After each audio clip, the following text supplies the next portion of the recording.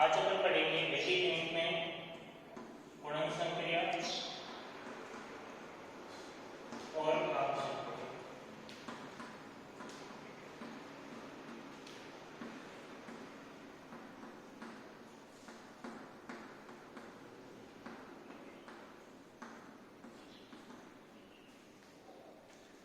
गुणा और भाग यानी वैदिक विधि से हमको सरलता से हल करना। अब गुणन के लिए अपने पास में पहली होगी एक नियम पूर्वेण विधि, एकाधिक पूर्वेण,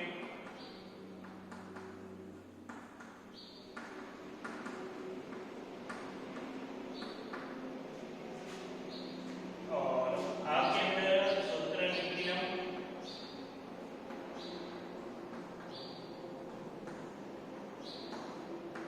फिर आएगा सूत्र प्रावर्त्य और नंबर 3 ध्वजांक। गुणन से इन दो विधियों का अध्ययन करेंगे और भाग में इन तीन विधि का अध्ययन करेंगे, जिसमें पहली होगी सूत्र निम्न, सेकंड होगी सूत्र प्रावर्त्य और नंबर 3 होगी ध्वजांक। तो सबसे पहले अपन गुणन संक्रिया हल करते हैं और फिर करेंगे भाग वाला। गुणन में भी एक न्यून पूर्वेण। एक न्यून पूर्वेण विधि क्या होगी? इसमें ये विधि किस प्रकार की संख्याओं में लागू होगी? क्योंकि वैदिक गणित में जो विधि है वो सभी संख्याओं के लिए लागू नहीं होती। कई बार इनमें सबसे पहले ये लगाने के लिए जो अपने पास में पहचान करनी है कि वो किस प्रकार की संख्याओं में लागू होगी, तो उसके लिए सबसे जरूरी होगा कि जैसे अपन इस विधि से केवल दो संख्याओं का गुणा कर सकते हैं।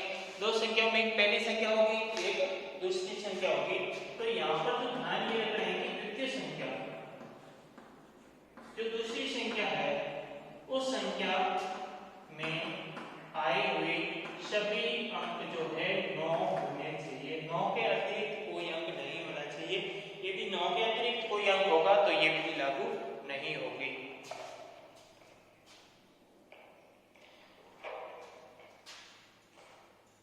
तो जैसे अपन 9 इस प्रकार की संख्या को उदाहरण ले सकते हैं, जैसे 100 into 99 या फिर 43 into 9 या फिर 523 into 999। इन सभी के लिए ये विधि लागू होगी। ऐसा नहीं कि अपन कोई संख्या इस प्रकार से ले लें कि जैसे 542 into 423, तो ये विधि लागू नहीं होगी। क्यों नहीं होगी? क्योंकि इसमें जो सेकंड संख्या आ रही है, दूसरी संख्या जो आ रही है, उस दूसरी संख्या में आने वाले सभी अंक क्या होने चाहिए? 9 होने चाहिए। 9 के अतिरिक्त कोई अंक इसमें सेकंड संख्या में नहीं आना चाहिए। जब सेकंड संख्या में 9 के अतिरिक्त कोई भी अंक आ रहा है, इस विधि को अपन लागू नहीं कर सकते।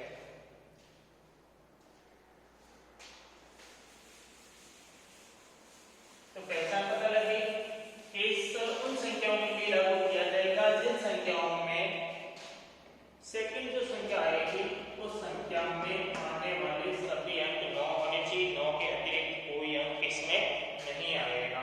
उदाहरण के लिए अपन लें तो जैसे अपन ने लिया था 54 into 99।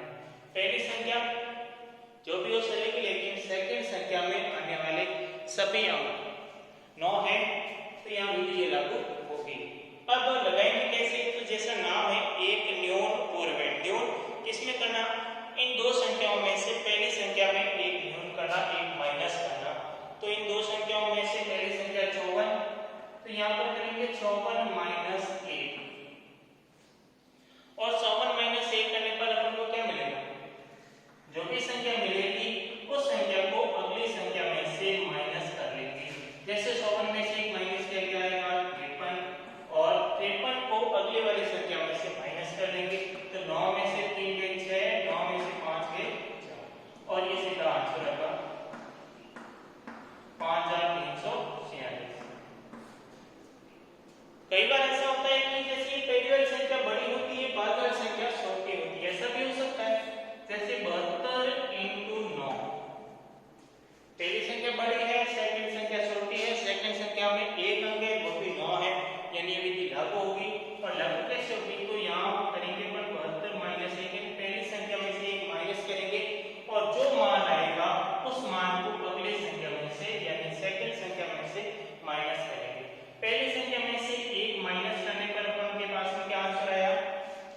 71। अब यहाँ पर अपन यदि 9 में से 71 माइनस करेंगे तो आएगा माइनस में आंसर आएगा, लेकिन वैदिक गणित में माइनस में नहीं आना चाहिए। तो अपन क्या करेंगे, पहले यहाँ से ये चिन्ह हटा देंगे। तो यहाँ पे क्या आएगा 719 माइनस 71। अब सिंपल साधारण विधि से इनको माइनस कर लेंगे। तो 9 में से 1 माइनस होगा 8 और 1 में से 7 नहीं जाता है तो 7 का पैरामीटर 3 होगा। 3 को इसमें जोड़ लो, क्या आएगा 4 और यहाँ न्यून कर लो। 7 में से न्यून करने पर क्या आएगा 648। इसमें अपन एक और बड़ा उदाहरण लेते हैं। जैसे यहाँ पर अपन ने 1 या 2 अंक वाली संख्या ली है, यदि अपन इसमें बड़ी संख्या लेते हैं जिसमें 3 अंक हो या 4 अंक हो, जैसे 3 अंक वाली लेते हैं कि 523 को इंटू करना 999 से। एक ही बड़ी संख्या जिसको अपन आसानी से इंटू नहीं कर पाएंगे, लेकिन वैदिक गणित की सहायता से इसको अपन बहुत ही कम समय में सरलतापूर्वक हल कर सकते हैं। जिसके लिए यहाँ पर अपन देखते हैं कि बाद वाली संख्या में आने वाले सभी अंक जो है 9 है। 9 के अतिरिक्त और कोई अंक नहीं है।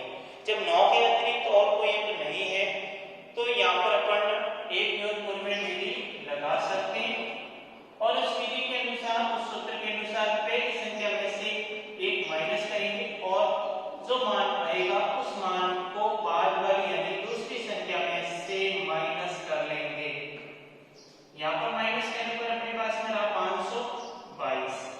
522 को फिर इस 999 में से माइनस करेंगे तो 9 में से 2 गया क्या रहेगा 7, इस 9 में से 2 गया 7, 9 में से 5 गए 4 और यहाँ सीधा सा ही आंसर हो जाएगा।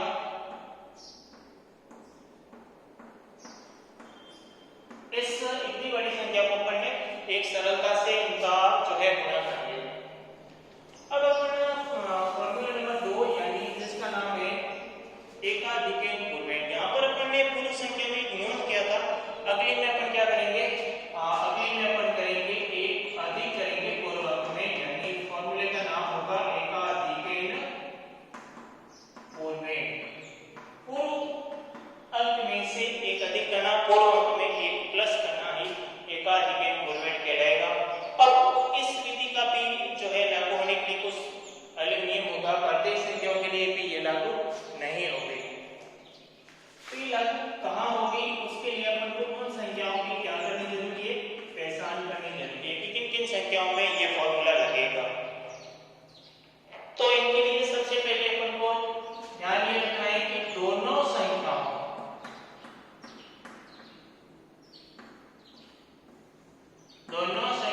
के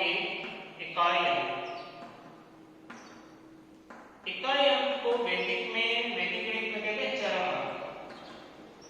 इकाई अंक है चरम अंक, परम मित्र अंक होने चाहिए। परम मित्र अंक होने आवश्यक है। जब दोनों संख्याओं में इकाई अंक परम मित्र नहीं है तो भी ये विधि लागू नहीं होगी। तो सबसे पहला अपना काम होगा कि जो दो संख्या पर ले रहे हैं उन दोनों संख्याओं के जो इकाई अंक है वो दोनों इकाई अंक क्या होने चाहिए, परम मित्र। परम मित्र का अर्थ होता है कि उन दोनों इकाई अंकों का योग 10 होना चाहिए और यदि 10 नहीं हो रहा है तो 100 हो सकता है, 100 नहीं तो 1000 हो सकता है। वो निर्भर किस पर करेगा, वो निर्भर करेगा सेटिंग पॉइंट पर कि योग 10 लेना है या 100 लेना है। तो सेटिंग पॉइंट क्या होगा, तो सेटिंग पॉइंट ये होगा कि इकाई अंक के अलावा दोनों संख्या में जो शेष अंक रह रहे हैं वो दोनों संख्याओं के शेष अंक समान होने चाहिए। क्या लिखेंगे, दोनों संख्याओं में इकाई अंक के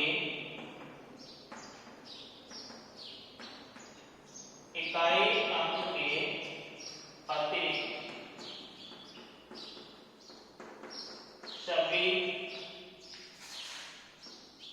अंक समान होने आवश्यक है।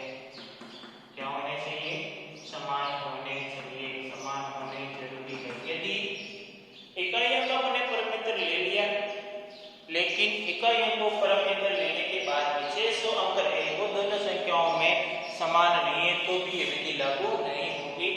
तो सबसे पहला इकाई अंक देखा, इकाई अंक क्या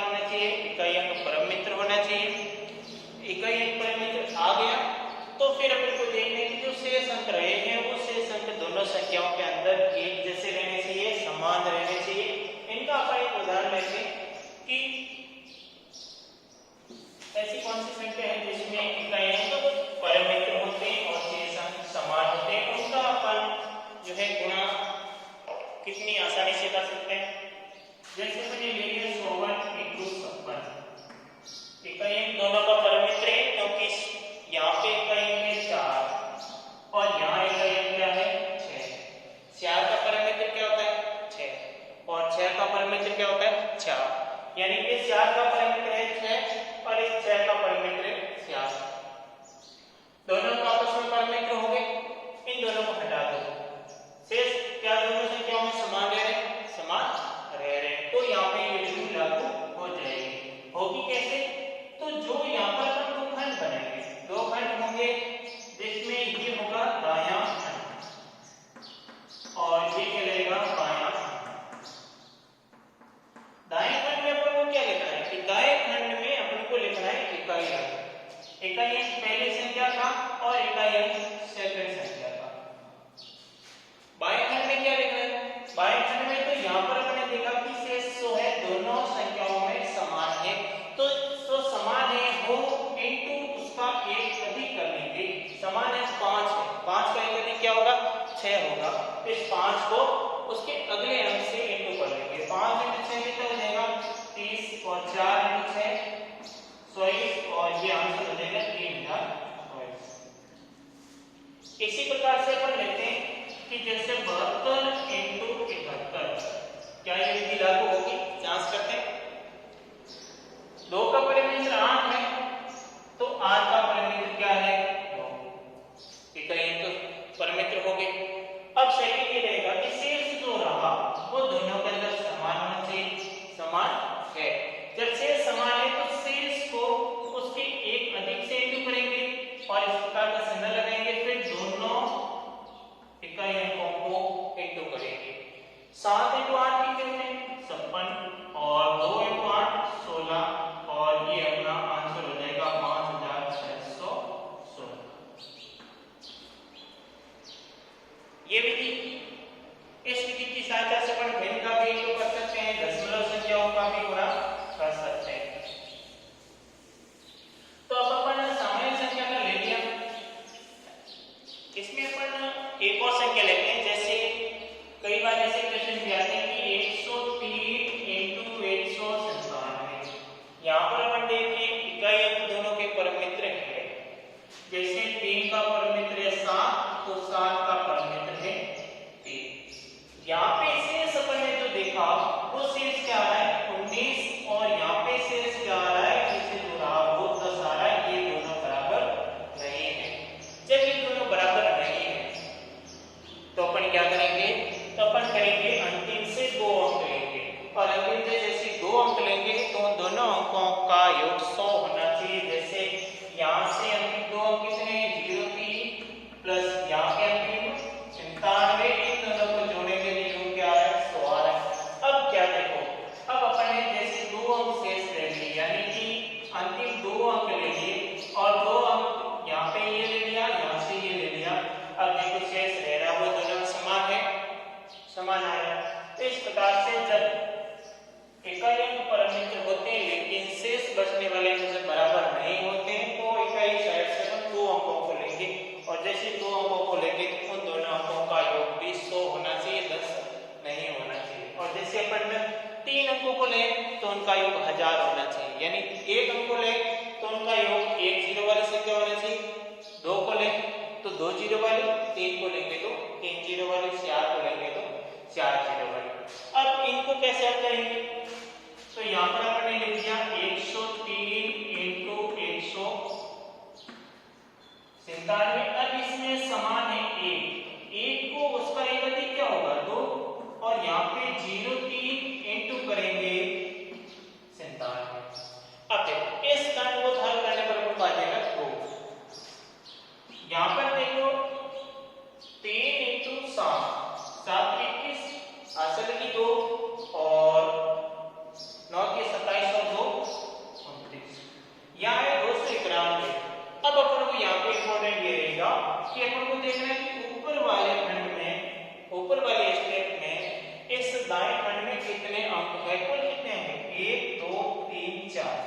यहाँ भी 4 अंक होने चाहिए। जब 4 अंक नहीं है तो उससे पहले 0 लगा के अपन जो है अंकों की संख्या बराबर करेंगे।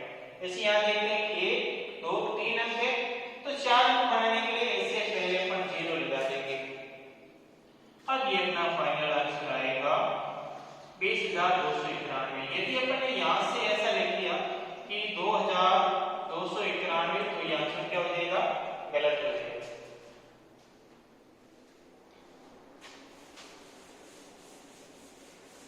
अब अपन इस विधि को लागू करेंगे भिन्न में कि किस प्रकार से भिन्नों का गुणा अपन इस सूत्र से इस फॉर्मूले से आसानी से करेंगे। तो सभी भिन्नों के लिए भी ये लागू नहीं होगा। इनमें से कई सारी भिन्नें ऐसी होगी जिसके लिए फॉर्मूला लागू होगा और कई के लिए नहीं होगा, उनके लिए भी अलग से। और भिन्न के लिए इसकी पहचान क्या होगी, तो भिन्न के लिए इसकी पहचान होगी जैसे अपन ने भिन्नों के बारे में पढ़ा होगा कि उचित भिन्न होती है, अनुचित भिन्न होती है, मिश्र भिन्न होती है। तो इस फॉर्मूले की सहायता से अपन जो है मिश्र भिन्न का गुणा पढ़ेंगे। और भिन्न में भी कौन सी, मिश्र भिन्न। मिश्र भिन्न क्या होती है पता है ना। मिश्र भिन्न का फॉर्म जो है किस प्रकार से लिखा जाता है, तो मिश्र भिन्न को लिखा जाता है जैसे अपन ने उसमें एक अंक सही स्थान पे लिखते हैं, फिर अंश और तीनों आते हैं। तो सही स्थान पे जो अंक आएगा यानी दोनों साइड में जो सही स्थान पर आने वाली संख्या या अंक समान होगा। दोनों संख्याओं में सही स्थान पे जो अंक आ रहे हैं वो दोनों संख्याओं में सही स्थान वाले अंक क्या होने चाहिए, समान होने चाहिए। दोनों भिन्नों में सही स्थान पे जो आ रहा है, जैसे हम लिखते हैं कि 2 सही 3/4 तो ये सही स्थान पे होगा। तो इस प्रकार से इस अगली यदि भिन्न इस प्रकार से होगी तो ही अपन इंटू कर पाएंगे, अन्यथा इंटू नहीं कर पाएंगे। यहाँ पर हम देखते हैं कि सही स्थान पे दोनों में समान है और ये वाली भिन्न अंश बटा हर दोनों साइड से अपन योग करेंगे इनका, तो योग भी आना चाहिए 1। तो इसका उदाहरण लेते हैं अपन कि जैसे 10 सही 1/5 इंटू 10 सही 4/5। तो दोनों जगह सही स्थान पे आने वाले अंक समान है और शेष जो अंक रह रहे हैं 1/5 4/5 इन दोनों को जोड़ोगे तो भी मान क्या आएगा, 1 आएगा।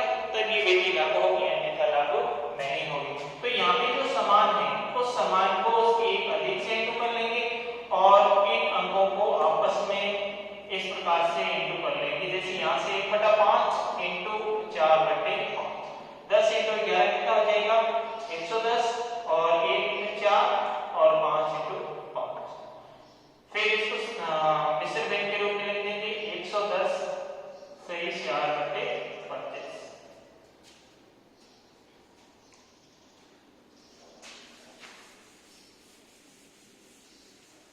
अब अपन गुणन के बाद में लेते हैं भाग संक्रिया कि वैदिक विधि से, वैदिक फॉर्मूला से अपन किसी भी भाग को आसानी से किस प्रकार से कर सकते हैं। भाग संक्रिया में मैंने पढ़ा था एक आता है सूत्र निखिलन और एक आता है सूत्र प्रावर्त्य।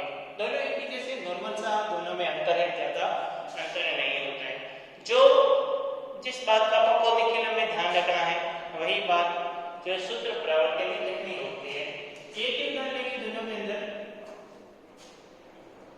भाग संख्या में अपन दोनों साथ में लेके चलेंगे, दोनों एक ही उदाहरण को दोनों विधि से हल करेंगे जिससे कि अपन को दोनों के बारे में आसानी से पता लग जाएगा। इन दोनों का फॉर्मेट क्या होगा, तो पहले लिखते हैं सूत्र निखिलन और यहाँ पे लिखते हैं सूत्र प्रावर्त्य।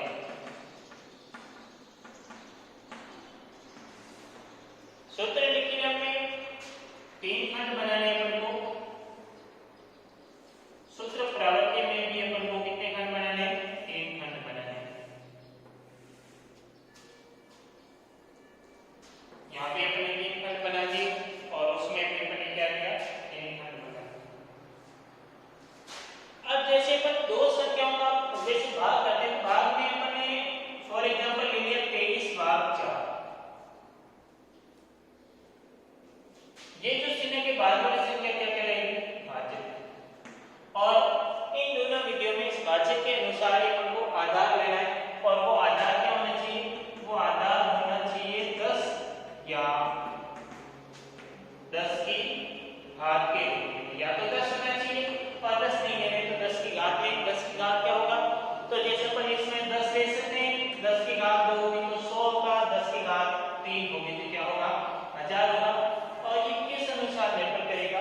तो ये निर्भर करेगा कि भाजक का मान कितना है। भाजक का मान 10 के नजदीक है तो 10 लेंगे, भाजक का मान 100 के नजदीक है तो 100 लेंगे, और भाजक का मान यदि 1000 के नजदीक है तो फिर इसमें लिखते समय यहाँ पे ऊपर लिख देंगे, इस बाएं खंड में सबसे ऊपर लिखेंगे भाजक, और भाजक के बाद में लिखेंगे आधार, और आधार के बाद में क्या लिखेंगे? विस्तार। विस्तार ज्ञात कैसे करेंगे? तो विस्तार ज्ञात करने का फॉर्मूला होगा विस्तार बराबर भाजक माइनस आधार। विस्तार को क्या करेंगे? भाजक में से आधार को घटा करके, और विस्तार प्लस का है तो प्लस का लिखेंगे, माइनस का आ रहा है तो माइनस का लिखेंगे। फिर यहाँ पर अपन क्या लिखेंगे? यहाँ पर अपन लिखेंगे कि इस दाएं खंड में लिखेंगे आधार में जितने जीरो है उन जीरो की संख्या के बराबर भाज्य के अंक, यानी यहाँ पे क्या लिखेंगे? आधार में शून्य की संख्या के समान भाज्य के अंक, और बीच वाले मध्य खंड में जो शेष भाज्य रहेगा वो शेष भाज्य यहाँ जाएगा, और इस खंड में जो संख्या प्राप्त होगी वो अपन को वो होगी भागफल, और इस खंड में जो संख्या मिलेगी वो क्या कहलाएगी? शेषफल। ये प्रोसेस पूरा सूत्र प्रारंभ में करना है, तो सूत्र प्रारंभ में क्या करेंगे? ऊपर लिखेंगे भाजक, फिर लिखेंगे आधार, फिर लिखेंगे विस्तार, और विस्तार के बाद में एक और स्टेप आएगा, इसमें आएगा परिवर्तित विस्तार आएगा। क्यों लिखना है? एक्स्ट्रा लिखना है सूत्र निग्रह से, बाकी सारा जो सूत्र निग्रह में लिखा वही इसमें लिखना है। अब अपन इन दोनों में एक उदाहरण लेते हैं।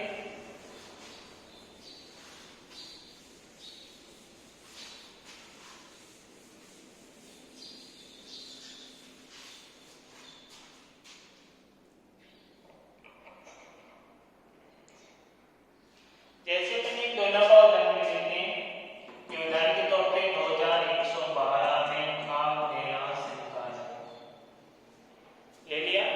फिर भाजक के अनुसार आधार क्या आएगा? तो भाजक के अनुसार आधार आएगा 100। आधार लेने के बाद में वो अगला क्या ज्ञात करना होगा? तो आधार के बाद में अपन को ज्ञात करना होता है विस्तार, और विस्तार क्या होता है? तो विस्तार होता है भाजक माइनस आधार। भाजक है माइनस आधार, सरल करोगे माइनस 0 3 आएगा। केवल चिन्ह नहीं लेंगे, क्यों नहीं लेंगे? क्योंकि आधार में जीरो की संख्या 2 है, इस कारण से आधार में जितने जीरो होंगे उन जीरो की संख्या के बराबर ही विस्तार में अंक होने चाहिए। यहाँ पर इस वाले को अपन 0 3 को यहाँ 0 3 को ऊपर बिन कोलन चिन्ह लगा करके लिखेंगे, क्योंकि वैदिक गणित में माइनस नहीं लिखा जाता है, माइनस के चिन्ह को बिन कोलन चिन्ह में बदल करके उस अंक के ऊपर लिखा जाता है, और बिन कोलन का चिन्ह कभी भी 0 के ऊपर नहीं लगेगा। इनको पहले अपन करेंगे सूत्र निखिलन से, और इसी उदाहरण को दोबारा करेंगे सूत्र प्रावर्त्य से। तो सूत्र निखिलन के लिए अपन ने 3 खंड बना दिए। इन 3 खंडों में सबसे ऊपर लिखा अपने भाजक, फिर अपना लिख दिया आधार, और फिर लिख दिया विस्तार। ये काम हो गया। इसके बाद में अपन ने देखा कि आधार में कितने जीरो? 2, तो यहां से 2 अंक यहां लिखे जाएंगे, लिख दिए, और 6 अंक क्या रहे? 6 अंक यहां लिख दिए, और मध्य खंड का जो पहला अंक है वो सीधा जाएगा भागफल में, यानी 2 को डायरेक्ट लिख दिया इसमें भागफल। अब अपन क्या करेंगे कि इस विचलन का पहला अंक को भागफल से इंटू करके अगले अंक क्या लिखेंगे? जैसे 0 को 2 से इंटू करेंगे 0 आएगा, और 0 यहाँ लिखा जाएगा। 3 को 2 से इंटू करेंगे, 3 इंटू 2 6 आएगा। अब यहाँ पे ध्यान ये रखना है कि जब विचलन माइनस का होगा तो इन दोनों खंडों में प्लस रहेगा, और यदि यहाँ प्लस है तो इन दोनों खंडों में क्या रहेगा, माइनस रहेगा। अब एक अंक को सरल करेंगे, जब यहाँ माइनस है तो ये जुड़ेगा, यदि यहाँ प्लस होता है तो ये माइनस होगा, यानी यहाँ पर उल्टा होगा, जैसा विचलन है उसका उल्टा काम होगा अगले दोनों खंडों में, मध्य और दाएं। एक में जीरो जोड़ेंगे क्या आएगा, एक। अब दोबारा भागफल का जो अंतिम अंक है उसको विचलन के पहले से इनको करके यहाँ लिख देंगे, और 3 × 1 इन दोनों को जोड़ो और इन तीनों को जोड़ो, ये हो जाएगा आंसर, जिसमें ये भागफल और ये शेष। अब इसी उदाहरण को अपन करेंगे सूत्र प्रावर्त्य से।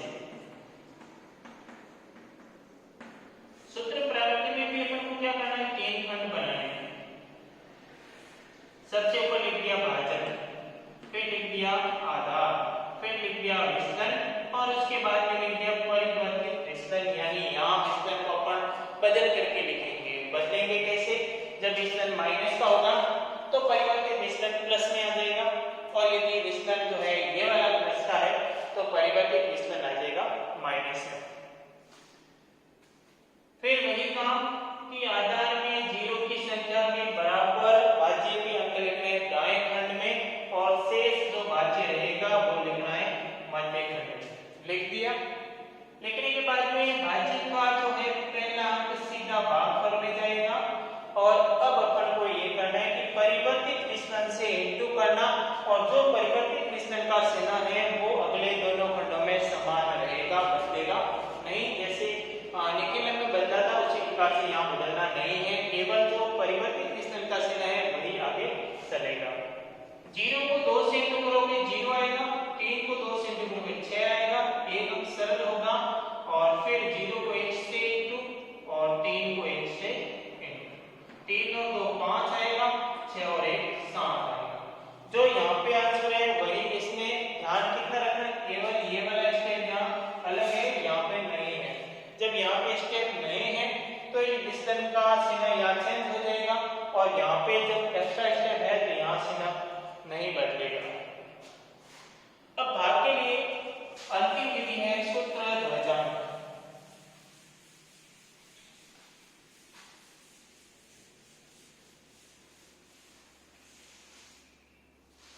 भाग के लिए अंतिम फॉर्मूला होगा, और जिसका नाम है सूत्र ध्वजांक।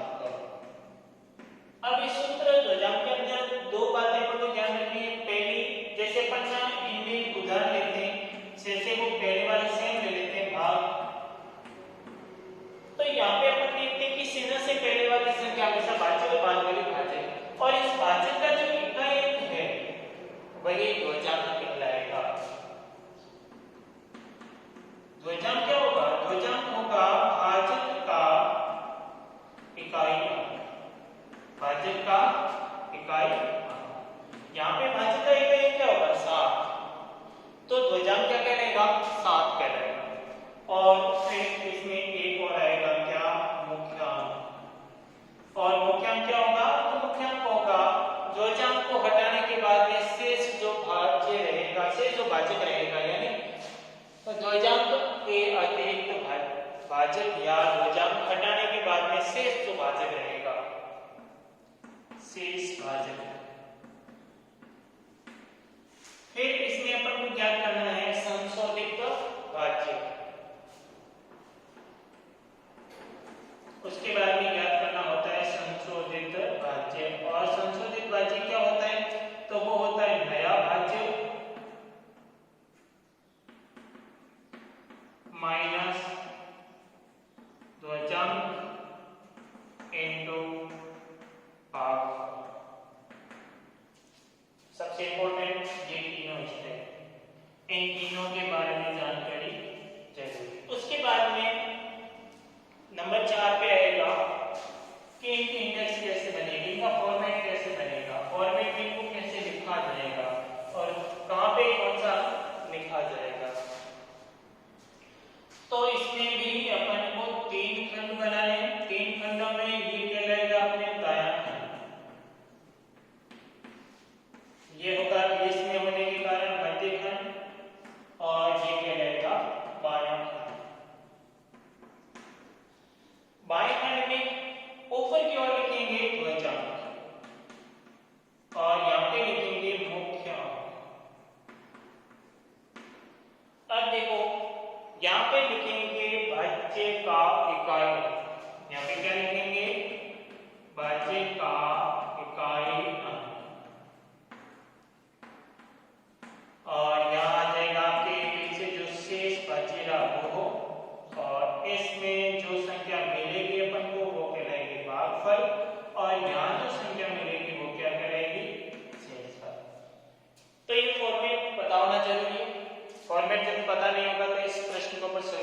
पाएंगे। तो इस फॉर्मेट में सूत्र ध्वजांक के लिए 3 खंड बनाए, दायां खंड, मध्य खंड और बायां खंड। बाएं खंड में सबसे ऊपर ध्वजांक, फिर नीचे मुख्यांक लिखना है। ध्वजांक क्या होता है? तो ध्वजांक होता है भाजक का इकाई। मुख्यांक क्या होता है? शेष जो भाजक रहेगा वो सारा मुख्यांक कहलाएगा। और उसके बाद में मध्य खंड में अपन को क्या लिखना है? मध्य खंड में शेष भाज्य रहा हो और दाएं खंड में लिखना है भाज्य का इकाई। इस खंड में जो संख्या मिलेगी वो कहलाएगी भागफल और अंतिम खंड में जो संख्या मिलेगी वो क्या कहलाएगी? शेषफल। अब यहाँ पे अपन एक इस वाले का एग्जांपल ले लेते हैं, जैसे 5467 में भाग देंगे 78 का। यहां से हमको ध्वजांक क्या होगा, मुख्यांक क्या होगा? तो यहाँ पे अपन देखते हैं ध्वजांक। तो ध्वजांक है यहाँ का इकाई और वो क्या होगा? 8। फिर मुख्यांक क्या होगा? तो शेष जो भाजक रहेगा, शेष क्या? 7। लिखते समय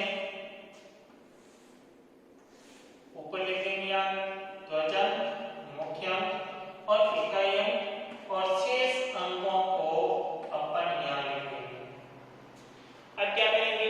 अब देखो वैसे ही अंकों को अलग अलग लिखा जाता है और फिर एक एक अंक में मुख्यांक का भाग देते हैं, लेकिन यहाँ पर अपन देखते हैं कि शुरुआत के अंदर जो मुख्यांक का मान 7 है और यहाँ पर एक अंक रखेंगे तो 5 होगा, 5 में 7 का भाग नहीं जाएगा। तो शुरुआत में ऐसा होने पर अपन दो अंकों को साथ में लिख सकते हैं और जैसे दो अंकों को यहाँ साथ में निकालता हूँ, मान कितना आ गया? 54 और 54 में 7 का भाग देंगे, कितनी बार देगा? 7 बार। 7 में 7 49 में से क्या रह गया? 5 और जो शेष रहा वो शेष अगले अंक से पहले लिखा जाएगा और अगले अंक से पहले लिखने पर अगला जो संख्या बनेगी वो नया भाज्य कहलाएगी। और नया भाज्य क्या होगा? तो नया भाज्य होगा 56। कितना होगा? 56। नया भाज्य हो गया अपना 56। अब अपन क्या करेंगे? तो अब अपन करेंगे इसमें संशोधित भाज्य। संशोधित भाज्य, पहली बार संशोधित भाज्य का अपन फॉर्मूला लिखेंगे और वो क्या होगा? पहले मैंने लिखा था कि नया भाज्य माइनस ध्वजांक इनटू भागफल। नया भाज्य क्या है? 56, लिख दिया 56 माइनस ध्वजांक, ध्वजांक कितना? 8 इनटू भागफल 7। सरल करो, 56 माइनस 56 बराबर क्या आएगा? अब अपन जो भाग देंगे वो ये 56 में न देकर के जो संशोधित भाज्य का मान आया उसमें भाग देंगे और संशोधित भाज्य का मान अपने पास में कितना आया? 0 आया। तो 0 आने के कारण यहाँ पे 0 में 7 का भाग कितनी बार देगा? फिर शेष क्या रहा वो यहाँ लिखेंगे। फिर नया भाज्य क्या मिलेगा? तो नया भाज्य मिलेगा अपन को 0.7। फिर नए भाज्य को करेंगे संशोधित।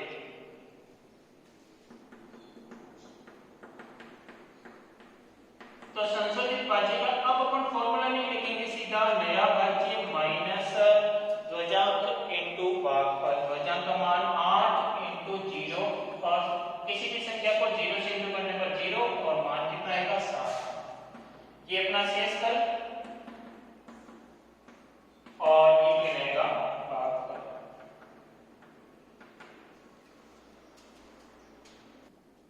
इस प्रकार से अपने सिलेबस में दो यानी गुणन संक्रिया और भाग संक्रिया के अंतर्गत गुणन संक्रिया के अंदर 3 विधि और भाग संक्रिया में भी अपने 3 विधि का अध्ययन किया और इस प्रकार से अपने वैदिक गणित के दोनों टॉपिक कंप्लीट हुए।